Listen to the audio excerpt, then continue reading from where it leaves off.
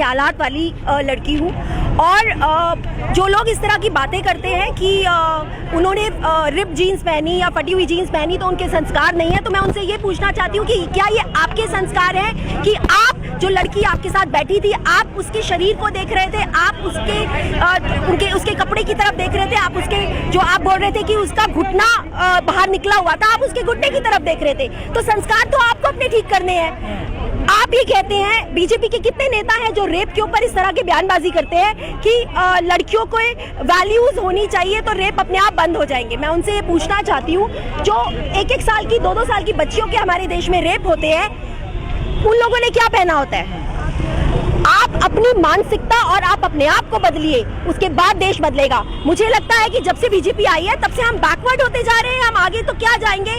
हमें शायद इस देश को कन्वर्ट करा जा रहा है एक ऐसे देश में जहां पर आजादी से एक औरत अपने कपड़े चुन भी नहीं सकती। वो होते कौन है? ये देश आजाद देश है, अभी तक आपने उसको डिक्टेटरशिप का दर्जा नहीं दिया है।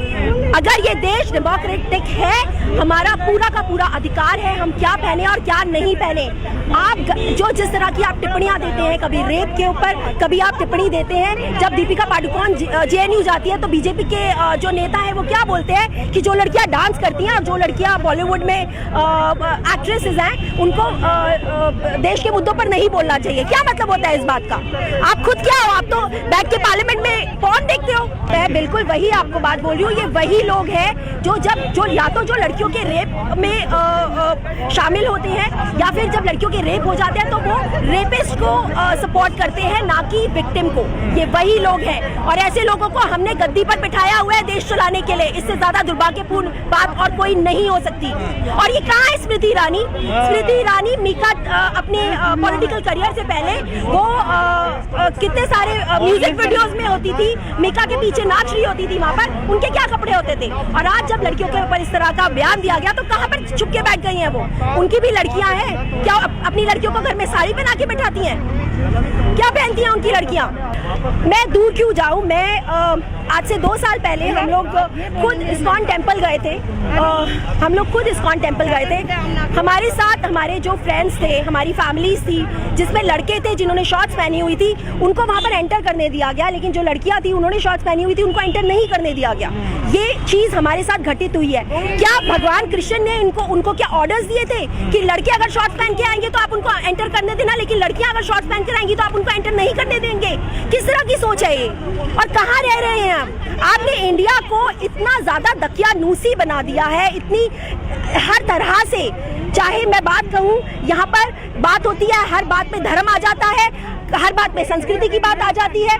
संस्कृति कहाँ? आपकी संस्कृति क्या है? आपकी संस्कृति जो आप कांग्रेस की लीडर की माँ को बार डांसर बोलते हैं, तब आपको संस्कृति समझ में नहीं आती है।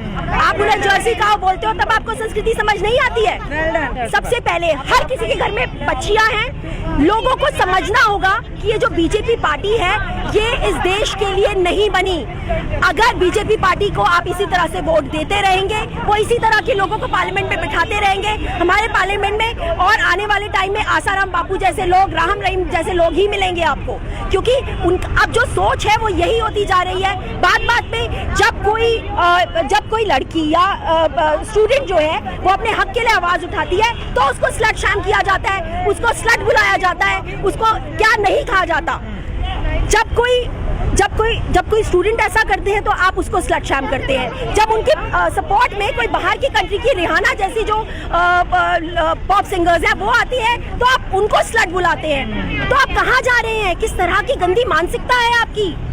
आप जैसे लोग ही हैं जो आगे जाके रेपिस्ट बनते हैं, और या आपके बच्चे रेपिस्ट बनते होंगे। वो क्यों माफी मांगेंगे? बीजेपी का, मोदी जी का हाथ है ना उनके सर पर, तो वो क्यों माफी मांगेंगे? आज तक क्या बीजेपी ने जितने भी गलत बयान दिए हैं उन्होंने कभी माफी मांगी है? आपके लिए किसान आतंकवादी है, लड़कियां जितनी भी हैं वो, जो लड़कियां अपनी मर्जी से कपड़े पहनती हैं वो स्लट हैं। आपके हिसाब से जो मुसलमान है वो आतंकवादी है, सरदार है जो वो खालिस्तानी है। आपने अपने हिसाब से अपनी मर्जी से हर तरह से हर किसी को नाम दे दिया जो आपको सपोर्ट नहीं करता। जो आपको सपोर्ट करते हैं, कंगना रनौत जी तो आपको सपोर्ट करती हैं, फिर चाहे वो कुछ भी पहने, फिर चाहे वो कुछ भी बोले, लेकिन उनके ऊपर तो कोई टिप्पणी नहीं करता। कहाँ जाते हैं बीजेपी के नेता? कंगना रनौत को देखकर वो टिप्पणी क्यों नहीं करते? देखिए, कंगना जी को तो मैं ये कहूंगी, वो पता नहीं शायद गांजा फूक के वो बोलती हैं, माल फूक के वो बोलती हैं, वो जब भी आती हैं वो क्या बात उनको खुद नहीं मालूम कि वो क्या बोलती हैं। शायद कहीं ना कहीं मुझे लगता है या तो उनको बीजेपी से टिकट चाहिए या राज्यसभा, और जो उनको मिल भी जाएगी तो उन्हें ये सब बकवास करने की जरूरत नहीं है।